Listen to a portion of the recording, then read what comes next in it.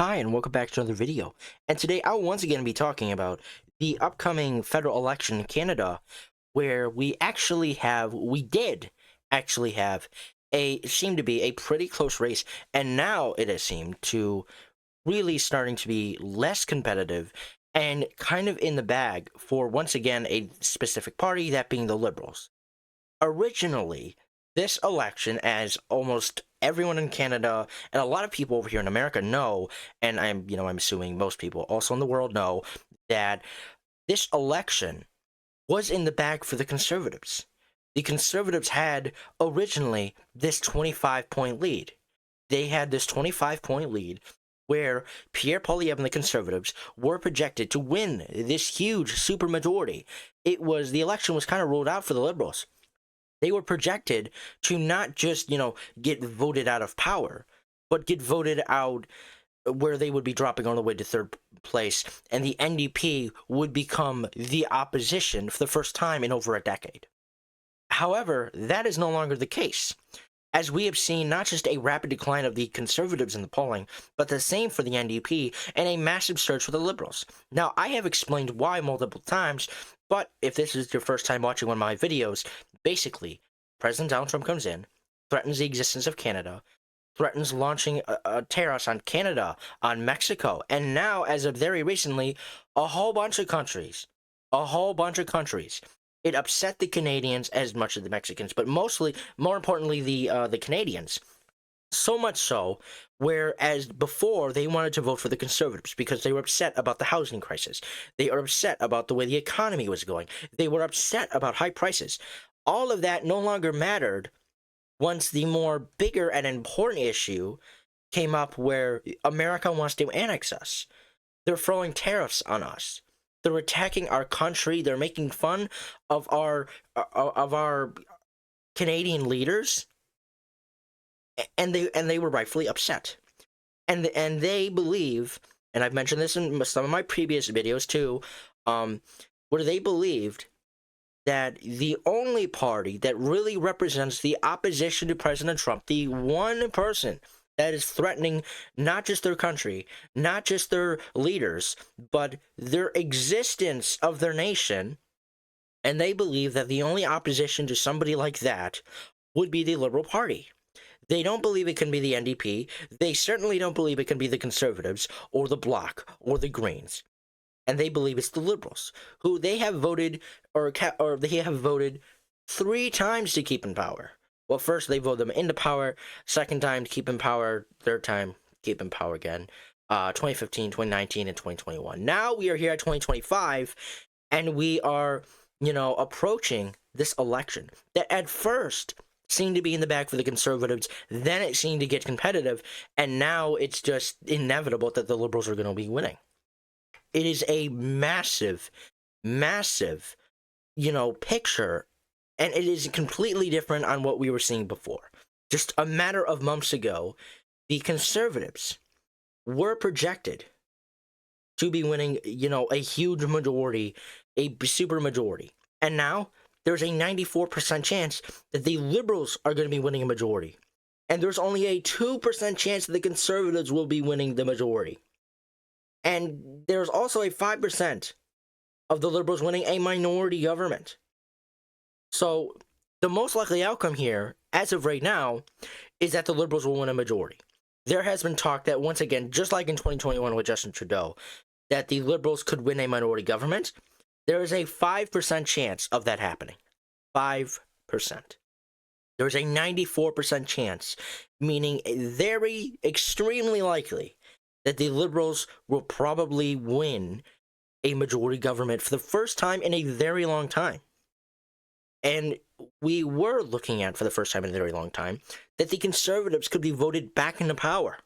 However, that isn't looking like no matter the case. It is looking like that the Conservatives, and especially Pierre Poilievre, has completely blown the election. Has completely blew his chances of becoming the next Prime Minister of Canada. All because of President Trump. It is not entirely their fault, but they have failed to adjust the narrative, which is that President Trump is threatening our nation, our country. He's making fun of our political leaders. And there are Canadians that were previously upset with the economy, high prices, the housing crisis, all that stuff, are now enraged about Donald Trump. And they don't believe that Pierre Poilievre or Jagmeet Singh are the right people to be able to handle President Trump with a strict grasp. And they saw Mark Carney get elected Liberal leader and then be inaugurated as prime minister or sworn in as prime minister and have his first phone call with President Trump. And President Trump doesn't call him governor. He doesn't make fun of him. He just says that he had a great phone call with Prime Minister Mark Carney and that it went very well. That was the statement Donald Trump put out. Not, Governor Trudeau or, making a 51st state comment. So that, what Canadians so far believe, that represents strength, and that shows that Mark Carney is probably their best choice. Even if it's not, the original choice they wanted to make. A lot of voters, I believe, are going to be holding their nose and voting Liberal. They don't want to, but they have to. It is a country over party. There's going to be a lot of Canadians that originally were very upset with the Trudeau government and wanted to vote for the Conservatives to really express their anger and frustration with the Trudeau government. However, thanks to Donald Trump, that will no longer be happening. Now, these Canadians, that wanted to vote for the Conservatives to express their frustration with Justin Trudeau and his government, and now that Justin Trudeau is out of office, and now that President Trump is doing all the things I've already mentioned like 3 times, I'm not going to bring them all up, but basically, annexing and, threatening the existence of their nation and making fun of their leaders. Now they want to vote for the Liberals. They want to vote for the Liberals because it is they're expressing their anger and their frustration to President Trump. And they want a leader who is able to fight back against President Trump. They don't believe Jagmeet Singh will be able to do that, and they don't believe that Pierre Poilievre will do that. However, they do believe Mark Carney will be able to do that, and that is why we are seeing right now a 94% chance that the Liberals will win a majority. Because that is where the political shift in Canada is at right now. We have gone from that it was inevitable that the Conservatives were going to win the next election to it is now inevitable that the Liberals are going to win this election. It is a huge shift in Canadian politics that is not just historic, but unbelievable. It is unbelievable. If you told me back in January, when I reported on this channel, that Justin Trudeau had resigned as Prime Minister, and you told me that only almost 3 months later, that the Liberals would have a 94% chance of winning the next election, I would have simply laughed in your face. It seemed at the time unreal and very unrealistic. However, the numbers have completely switched. The polling has completely flipped. And we are now seeing that the Liberals, for the first time in a very long time, are now the favorites in this election. I said before, about a month ago, I believed that the Liberals are favorites, and that I thought that the election was going to be very close. But however, I was wrong. That doesn't look like the case anymore.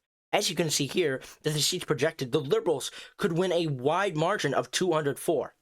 That is much more than Justin Trudeau got them in 2021, with him just winning 160 seats, with the Conservatives only getting 119 seats. We could see the Conservatives losing 2 seats, 117. Now, this isn't exact, and this probably isn't going to be like the exact seats that are going to happen this election. And this could change at any time. This could change tomorrow for all we know. But if these were the exact numbers, which they probably won't be, but if they were the exact numbers, this is not just a huge upset for the Liberals. This is a massive failure for the Conservative Party of Canada. And I think that if the Liberals do win a majority government and the Conservatives remain as the opposition, and if they lose a single seat, if they actually lose seats as the opposition, Pierre Poilievre will probably be ousted as leader very quickly. And if that does happen, like I said, I'll report on it. But as of right now, Mark Carney is leader of the Liberal Party. He is prime minister. Pierre Poilievre is the leader of the Conservative Party. Jagmeet Singh is the leader of the New Democratic Party. And right now, we are seeing this huge jump in favorability for the Liberals. Not as the party, but as the party that is most trusted and favored to not just win the election, but to handle problems like President Donald Trump. And we are already seeing them do that. And when Canadians see them do that, like with the phone call with Mark Carney and Donald Trump, they continue to back the Liberals, even if previously they didn't want to. There are many Canadians that are going to be holding their nose and voting for Liberals, who probably in 4 years from now won't be doing the same. But we are still 2 weeks away from the election. There are still many things that could happen. And I do want to show you guys some more statistics here because it is really interesting. Like I said, these are the projected seats. Right? You have the PPC, the People's Party, at nothing. The Greens at 1, the New Democratic Party at 4, the Bloc at 17, the Conservatives at 117, and the Liberals at 204. Now, these are the likelies. These are the range of seats that these parties can win. And this is like from worst to best. For PPC, worst to best is 0. No change at all. For Greens, their worst could do 0 and their best could be 2. Really not much of a difference here. For the New Democratic Party, this is really interesting. Because at a time, the NDP, for a very short amount of time, actually overtook the Liberals in like the federal polling and were second for about a couple weeks until Justin Trudeau resigned and until President Trump started talking about Canada. Then that's where all that flipped, and the NDP dropped back to third, and they didn't just drop down to third, they dropped in the polls by about 10 to 15%. They went from 21 to like now 10 or 8%. And as we're seeing, the best or the worst the New Democratic Party could do, the NDP could do, is winning 1 seat. 1 seat. I'll remind you that as of right now, the NDP has over 20 seats. They have 20 seats. They won 25 seats in the last election. Previously, before that, they had 24 seats. They won 1 seat in 2021. They have, as of right now, 25 seats. They cannot afford to be losing seats. And the worst they can do, as of right now, is win just 1 seat. The best they can do is win 11 seats. 11 seats. That is not good when you have 25 seats. That means that if that is accurate, they would lose 14 seats. 14 seats. They would lose 14 seats. So I do believe, and there are many, many people following this election that also believe this, and the numbers are showing it, that the NDP is probably going to perform worse in this election than the Conservatives are. Why? Because they have fallen out of favorite. They were previously, when it comes to left-leaning voters, a lot of them were flocking to the New Democratic Party before the resignation of Justin Trudeau, where they were also unsatisfied with the Liberal government, Trudeau's Liberal government, and they were flocking to the NDP because they believed that was the party that leans left, that was their only remaining option. Until Justin Trudeau resigned, until Donald Trump made all those comments, as soon as that happened, and the Liberal Party getting Mark Carney as a leader, after all that happened, that support for the NDP collapsed, and it went right back to the Liberal, as we are seeing right now. And with all those, other upset voters that were going to be voting for the Conservatives, those also went to the Liberals. And now we are seeing that the obviously we have the Bloc here, which 13, 21, they don't really matter. I don't think they're going to be doing that well. But we are now seeing that the worst the Conservatives could do is win just over 105 seats. The best they can do is win 129 seats. 129. That is a plus 10 seat advantage for the Conservatives. That doesn't help them at all. Not at all. The worst the Liberals can do is win just about 185 seats. 185. That is why, as of right now, we're seeing them, with a 95% chance of winning a majority. Even at their worst, they still win a majority government. And at their best, they win a wide majority of 219 seats. 219 seats. So as we are seeing now, that it is set that the Liberals will win the next election. And they won't just win the next election, they will win it by a majority government. And that this huge shift in Canadian politics can still happen. As of right now, the Liberals are the clear favorites to winning the next election. And until something else shifts, until something else happens, where, all this favorability to the Liberals, all this support the Liberals have right now, if it collapses, which I don't think it will, but as of right now, it doesn't look like that will happen, but it could, as it had with the Conservatives, and the Conservatives start getting momentum, which I doubt as of right now, it doesn't look like it could happen, but it could. It absolutely could. Any shift in politics could happen in a matter of days. And with a federal election like this, it could happen. It could happen. And if it does happen, I will obviously be reporting it on this channel. I'll be making all the videos if it does happen. But I don't think it will. I don't think it will. I think these numbers are going to be the numbers we are going to be seeing on Election Day for Canada, which is April 28th, 2025.